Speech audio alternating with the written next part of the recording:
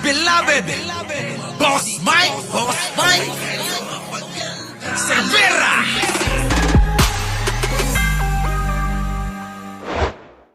Naghain ng impeachment complaint ang Senado. Ang panawagan nila, litisin na si VP Sara para mailatag na ang mga ebidensya.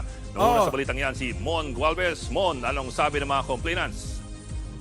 Yes, Ed, nanindigan ng grupo ng mga nasa likod ng impeachment case na isinampa laban kay Vice President Sara Duterte na hindi na raw dapat pang patagalin yung pag-convene at paglilitis ng Senado. Hawak pa nga nila yung kulay peach na mga ribbon at umaapela sa Senado na gawin na kaagad at umpisahan yung paglilitis nga laban kay VP Sara. Correct, mga kababayan eh. Ewan ko ba kasi, ano ba ang problema? Tingin ko talaga nag-aantayan pa ng offer eh. Ha? Mga nag-aantay ng mga offer, ilang bilyon bang kailangan? Isa, dalawa, tatlo, apat, limang bilyon ba? Ubusin mo yung pera na ninakaw. Nila Sara. Yun lang naman yan eh, mga kababayan eh. Sa dami, trilyon ang ninakaw ni Duterte eh. Hindi kaya inaantay nila na makishare dyan? Hoy, Digong, diba? Sinarili mo lang yung trilyon-trilyon. Baka naman, etong mga senador, naghihintay ng offer, oh. Magkano ba? Magkano ba kailangan dyan? Kaya, mga kababayan, matindi, no? Matindi, siguro talaga kaya gusto ni Sara ng bloodbath daw dahil, mga kababayan, mukhang siya mananalo sa bidding process.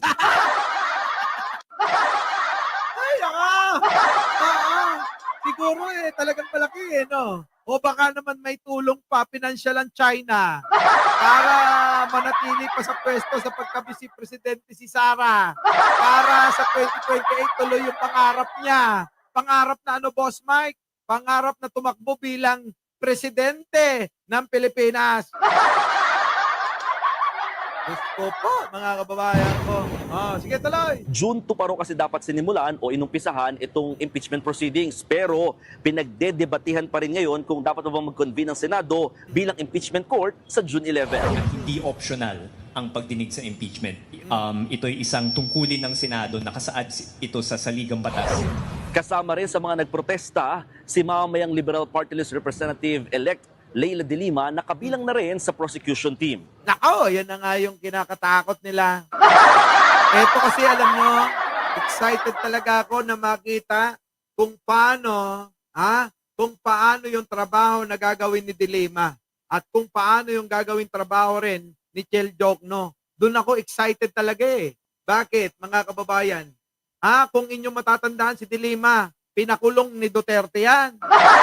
At dito magkakaalamanan, kung kaya bang ipakulong din ni De Lima itong kanyang anak. Abay dapat hindi lang mo kasi kung mapapatunayan na may kasalanan talaga itong si Aling Buday, hindi lang dapat matanggal sa pwesto niya. Kailangan makulong din siya tulad ng tatay niya. Di po ba? Para hindi sila magalit, mga kababayan, unahin nang makulong muna si Aling Buday sa Pilipinas bago pa maunahan ng ICC ang gobyerno natin. Tama, di ba, mga kababayan?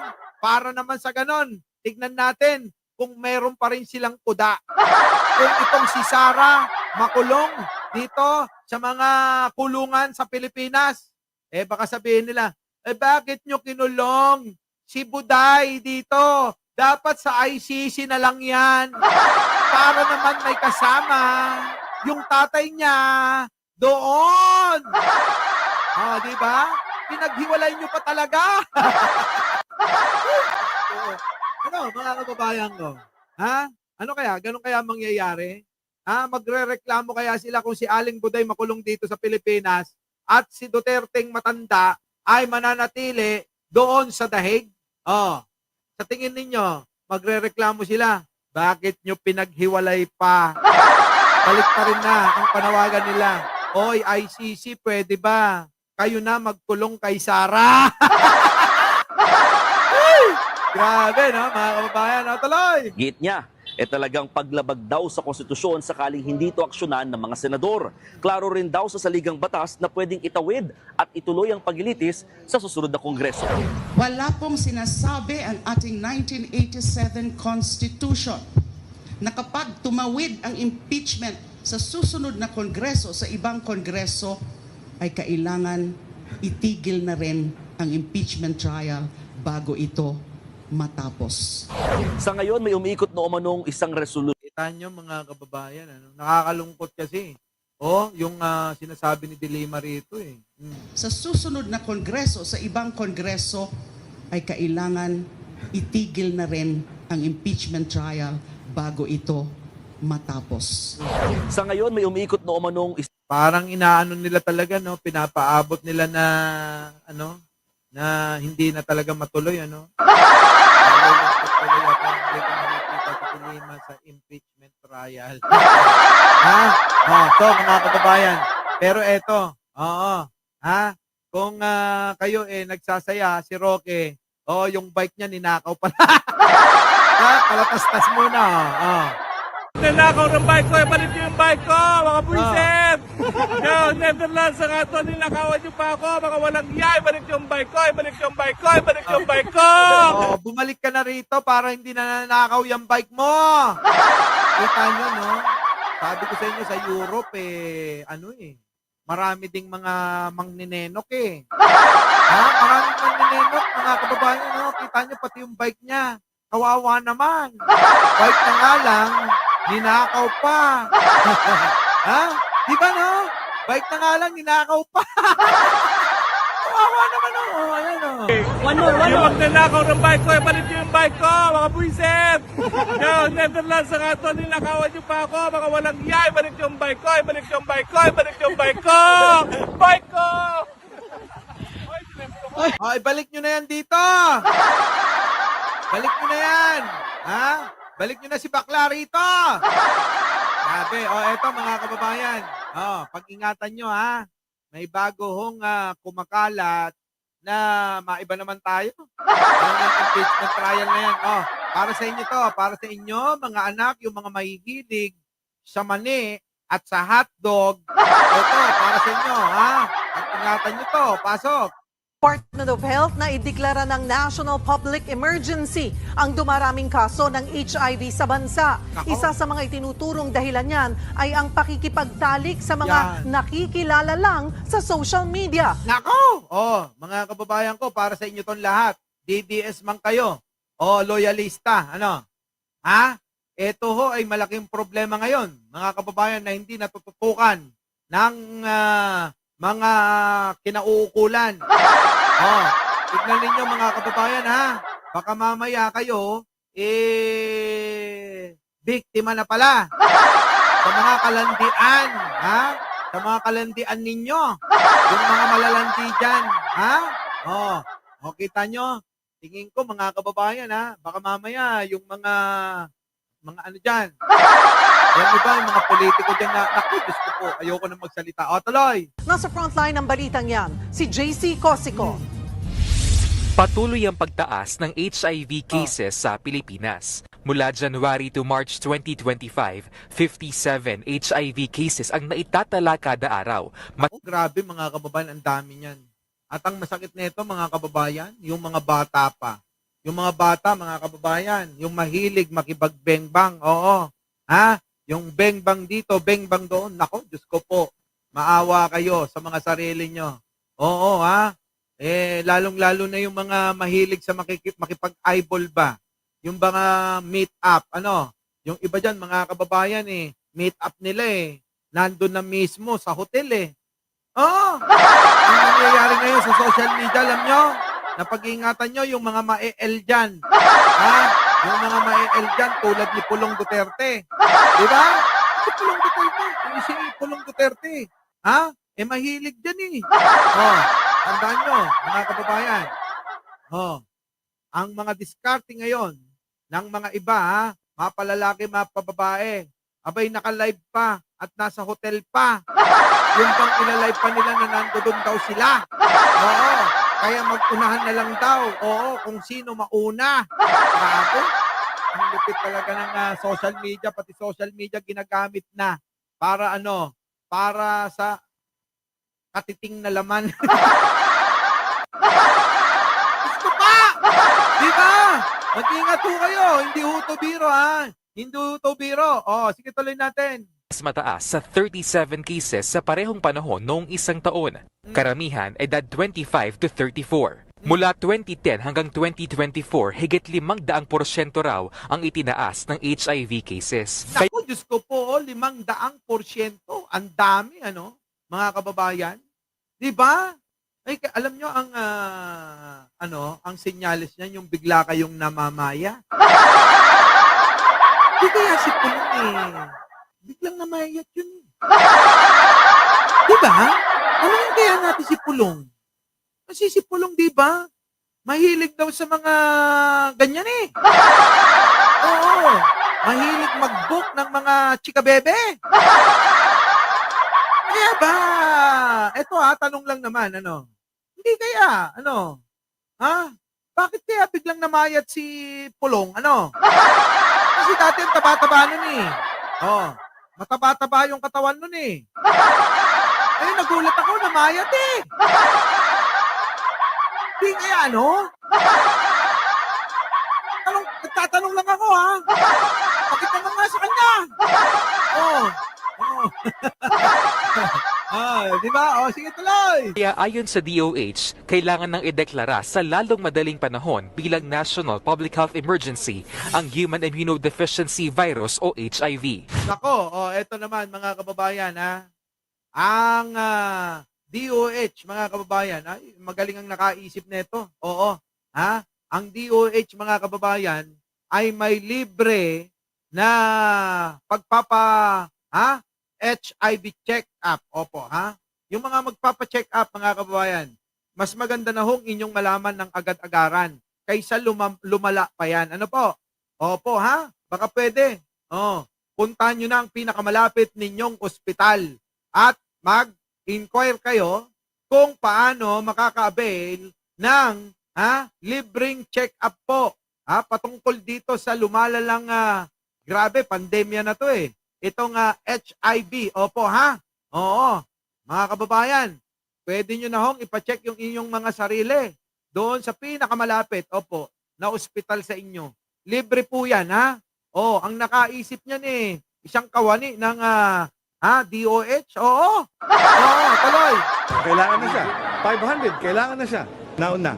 Ayon sa DOH, nakaapekto ang social media sa pagsipa ng HIV cases. Dating, anonymous dating comes out on social media. Naku, grabe eh. Ayan nga ho eh. Si Pulong, no, mahilig sa bengbang eh. Hindi lang ho. Baka naman meron dyan.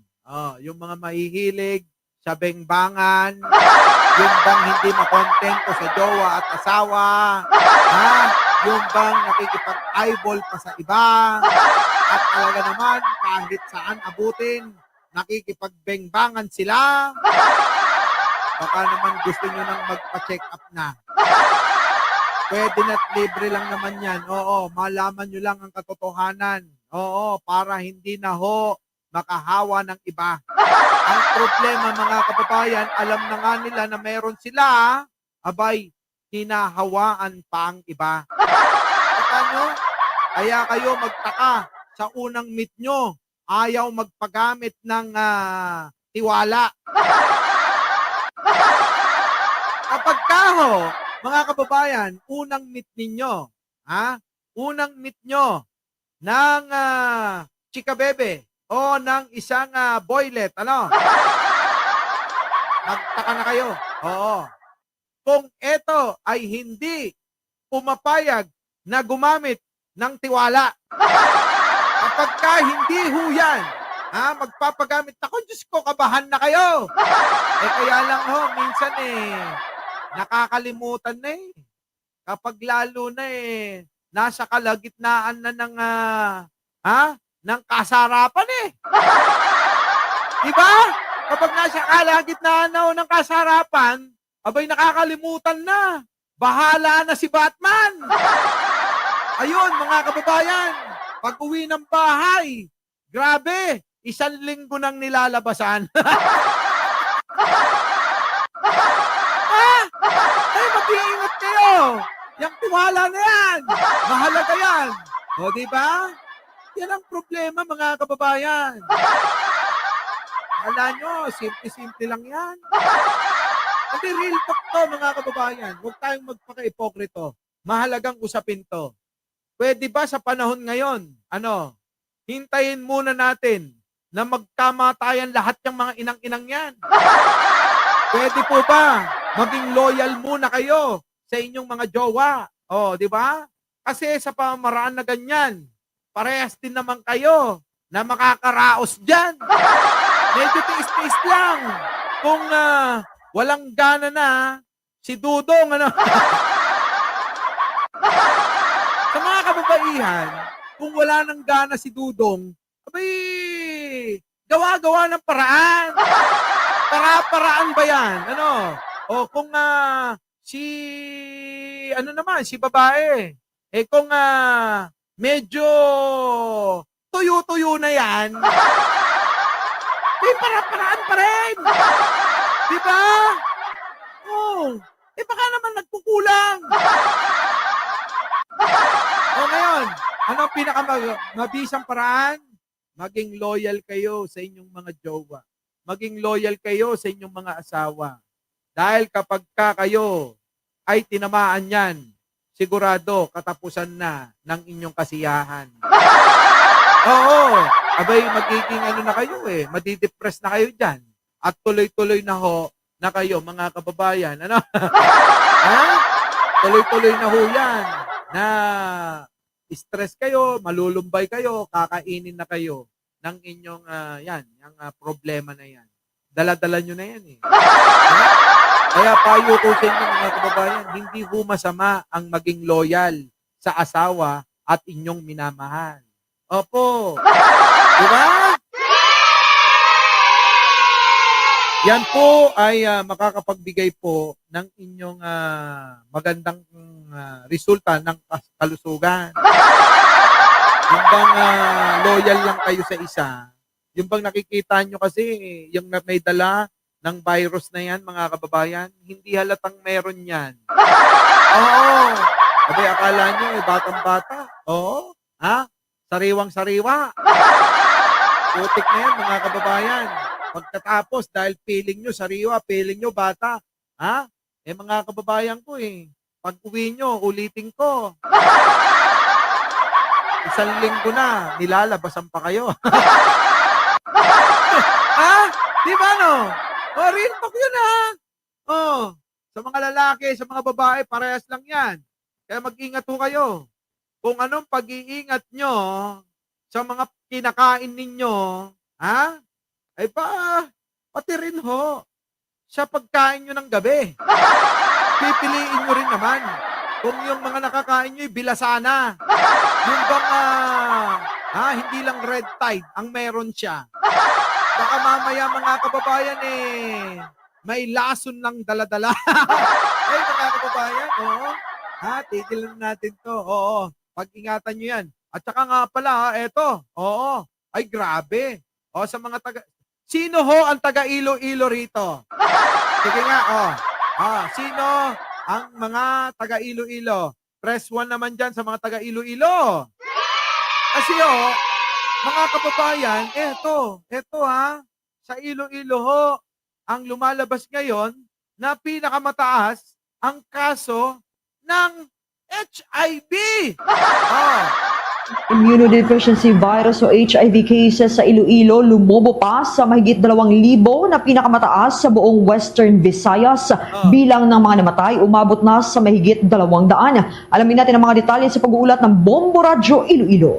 Kita nyo, HIV cases sa Iloilo lumobo pa siya. 2,006 na 3 na pinakamataas sa buong Western Visayas. Kita nyo sa Western Visayas to, mga kababayan. Grabe.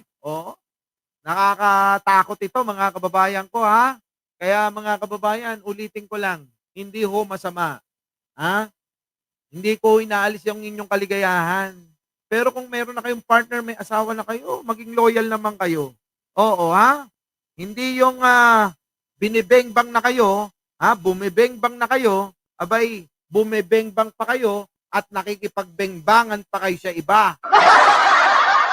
Sakit yan, mga kababayan. Hindi lang sakit, masakit pa yan. Di ba? Ano balita? Pasok! Oo. Naitala sa lalawigan ng Iloilo ang pinakamaraming kaso ng Human Immunodeficiency Virus o HIV sa buong Western Visayas. Base sa data ng Department of Health Region 6, as of March 2025, umabot na sa 2,063 ang kabuuang kaso ng HIV sa Iloilo mula noong 1986 hanggang 2024. Ayon sa Provincial Health Office, 256 nang namatay dahil sa mga komplikasyong dala ng HIV. Yan, mga kababayan. Oo, hindi ho kayo mamamatay sa HIV eh.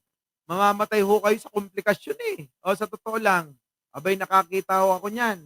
Abay nung araw kay taba-taba, mas mataba pa kay Roque. Oo, dahil sa kailan, mga kababayan. Ayun, opo, nung namatay mga kababayan, butot balat na lang. Naku, ang pangit mga kababayan. Karamihan sa mga namatay ay dahil sa komplikasyon bilang mga immunocompromised o ang pagkakaroon ng advanced HIV disease.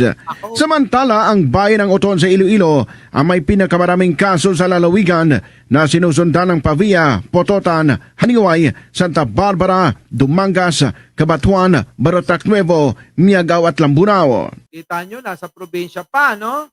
Mga kababayan, kita nyo, nasa probinsya pa. Tuloy. Ang naitalang mga kaso ay dulot na rin ng aktibong mass testing na isinasagawa sa iba't ibang mga local government units. Dapat lang mga kababayan, Lynn Mariano. Pakisabi sa mga kamag-anakan nyo. Kung wala kayo sa Pilipinas, sabihin nyo, libre na ho, ang pagpapatest kung positibo ho kayo dito sa sakit na kumakalat na to. Kung hindi naman ho kayo, wala kayong partner since birth. Huwag na kayo magpa-check. Kung kayo naman akala nyo sa sarili nyo. Wala pa kayong beng-bang. Simula nang sinilang kayo. Huwag na kayo magpa-check. Baka naman kayo pa mauna, Yung bang mga papalit-palit ng mga partner. Yung bang nakakailan na, mga kababayan. Nako, mahalaga yan. Kayo, magpa-check up kayo. Yung bang hindi gumagamit ng tiwala sa tuwing nakikipaglaban. Yung mga yan, magpa-check up kayo. Delikado yan, Kaya nga, oy, Roque, magpa-check up ka, ha? Dapat inganyoin natin si Roque, si Pulong, si Baste, yung mga yan dapat yung magpapa-check up. Pa-check up nyo para masigurado nyo, hoy! Tuloy. Karamihan sa apektado ay mga lalaki na may sexual na relasyon sa kapwa lalaki. Nako, Diyos ko po, Roque, ikaw na to! Ay, Roque! Yun daw, lalaki na mayroon daw, nakikipag-uringan. Yun bang lalaki na nakikipag-uringan sa kapwa lalaki? Diyos ko po, Roque, ikaw na to! Roque! Nananawagan kami sa'yo. Ikaw na to. Ako, Diyos ko po. Kaya tingnan nyo. Ano sabi? Mga kaso ay dulot na rin ng aktibong mass testing na isinasagawa sa iba't ibang mga local government units. Karamihan sa apektado ay mga lalaki na may sexual na relasyon sa kapwa lalaki. Isa sa mga nangungunang sanhi ng pagkalat ng HIV. Nako, ayan na. Yun daw nakikipag-uringan sa kapwa lalaki. Roque! Hoy, Roque. Nananawagan po kami kay Roque. Baka pwedeng magpa-check up. Oo. Pa-check up ka na. O kaya, mas maganda siguro. Huwag na siyang umuwi. Mas okay na yun, Roque, mabisa ito. Ang gawin mo, ganito. Para hindi ka na inganyoing bumalik dito sa Pilipinas, magpa-check up ka dyan sa dahig.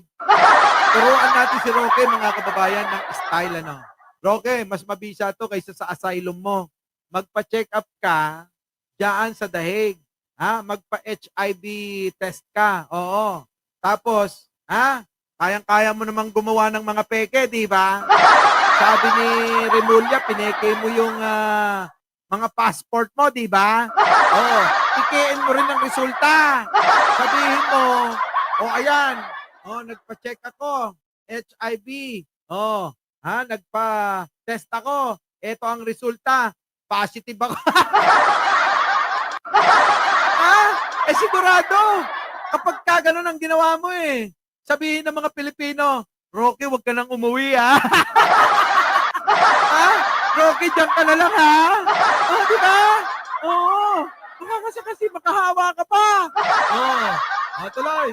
Una nang nagdeklara ang Department of Health ng Public Health Emergency matapos ang paglobo ng kaso ng HIV sa mga kabataan edad 15 hanggang 25 anyos na Sabi mga kababayan ng bata, edad 15 hanggang 20 anyos. Alam nyo, nung araw natatandaan ko to, malalaman mo raw ang sakit na yan after ng 10 taon.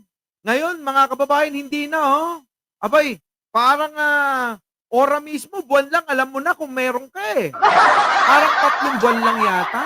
Oo. Pag ikaw ay nahawa, alam mo na agad. At mararamdaman mo na yung mga sinyalis na meron ka niyan, mga kababayan. Oo. Ang nangyayari, alam nyo, yung mga galis-galis, yung bang mga kababayan kayo ay hinang-hina. Ang daming mga niyan. Check mo na lang kung ano yung mga sintomas niyan. Oo. Yung sintomas niyan mga kababayan biglang namamayat.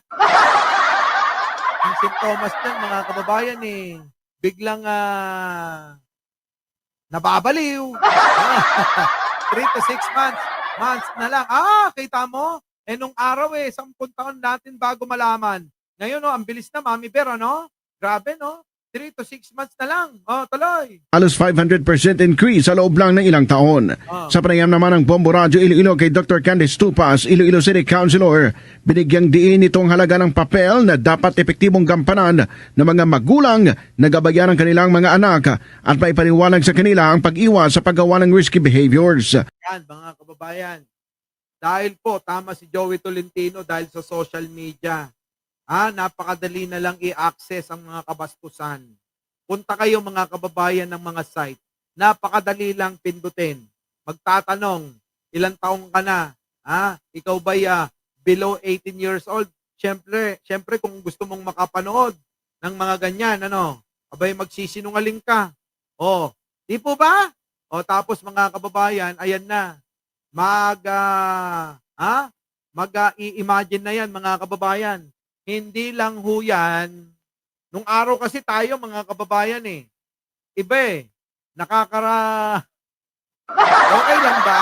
Pero okay naman Kasi hindi naman pambata itong aking channel, Oo. Mga kababayan Nung tayo, pagka nakakita lang ng legs, takbo na agad sa CR Di ba? Kapag tayo, mga kababayan, nung mga kabataan natin, pagka nakakita tayo ng maganda talagang nakakaili. Takbo sa loob ng bahay kung saan kaabutan Di ba? Sumasapat na ho yun, mga kababayan. Di ba? Sumasapat na yun. Ayan, sabi ni Attorney Renza Colombres, nung araw comics lang Nabasa mo lang yung mga sulat na, di ba? Ayan na. Masarap. Mga ganun Sige pa. Mga ganun nung araw Di ba? Abay, okay na yon. Oo. Gagahasain mo na yung sarili mo nun. Makakaraos na tayo. Ngayon, ang mga kabataan, mga kababayan, iba. Kailangan kung ano yung nakikita nila. Di ba? Kung ano yung nakikita nila Yun na yung gusto nilang mangyari. Yung talagang aktual na Hindi na nagkakasya yung gahasain nila yung sarili nila. Tayo nun, mga kababayan Hindi, okay na yan. Oo. Kahit na makasampu pa araw-araw. Di ba? Sariling padyak. Di ba? Ngayon, iba na ho. Iba na ho ngayon. Kumbaga, nung araw, makabasa ka lang ng Serex sa Abante, okay na. Nakabasa ka lang sa dyaryo kasama sa isang maliit na column, talagang titig na titig ka pa. Habang titig na titig ka, may nagwawala na sa bandang ibaba. O, di ba? Kapag nagwawala na, ibig sabihin nun, yun ay paanyaya. Paanyaya na kayo ay pumunta na sa kwarto at mag-lock na ng pintuan. Di ba? Ganun ho eh. Sa inyo, sa iba, maiisip kalokohan. Pero alam nyo, ngayon ko nare-realize, mas safe pala noon, nung panahon natin kaysa ngayon. Di ba? Walang mga ganun-ganun, kailangan mong umarkila pa ng mga ng mga Betamax. Oo, ng mga DVD, ng mga VHS, di ba? Nung araw, hindi ka naman makakaarkila nun kapag bata ka kasi bawal. Ang nakakaarkila nun, mga kababayan, yung mga matatanda lang. Kaya nga ang ginagawa ko, yung aming kapitbahay, dahil meron silang Betamax, doon na lang ako nakikinood. Dahil yung nanay at tatay, mahilig manood. Tapos, yung anak, nakikisilip. Gano'n, magtutulog-tulugan sa kwarto, tapos ibubukas ng konti, ayun, nanonood. Kapag napanood, ipagyayabang na naman. Sasabihin, tol, nanonood yung daddy at mami ko ng Bold. Pag alis nila, panoorin natin. Ay, grabe. Di ba? Huwag kayong magkunwari. Malamang naranasan nyo rin. Ngayon, syempre, pag nanonood kayo, pagbagito kayo, di ba? Pagbagito kayo, ala, sige, paligsahan na kung sino mauna. Ay, nako. Naalala ko yung kabataan ko. Totoo yun. Abay, paligsahan na. Kung sino unang makatapos, pag nakatapos na, wala ka ng gana. Babay na, uwi na ako. Mamaya na lang ulit. Parang ngayon, mga kababayan, bibitinin ko kayo, mamaya na lang ulit tayo magla-live. Muli, mga kababayan, sa mga hindi pa nakakapag-like, share, and subscribe, sana'y mga nagsipag, sana'y napasaya ko kayo ngayong araw. Ano po? So, kita-kita tayo mamaya. Sa karagdagang mga balita. Muli, ako po ang inyong lingkod, Mike Cervera po, laging nagsasabi, mahalin natin ang ating kapwa, pagdasal po natin lagi ang ating bansa. Our beloved, Boss Mike Cervera.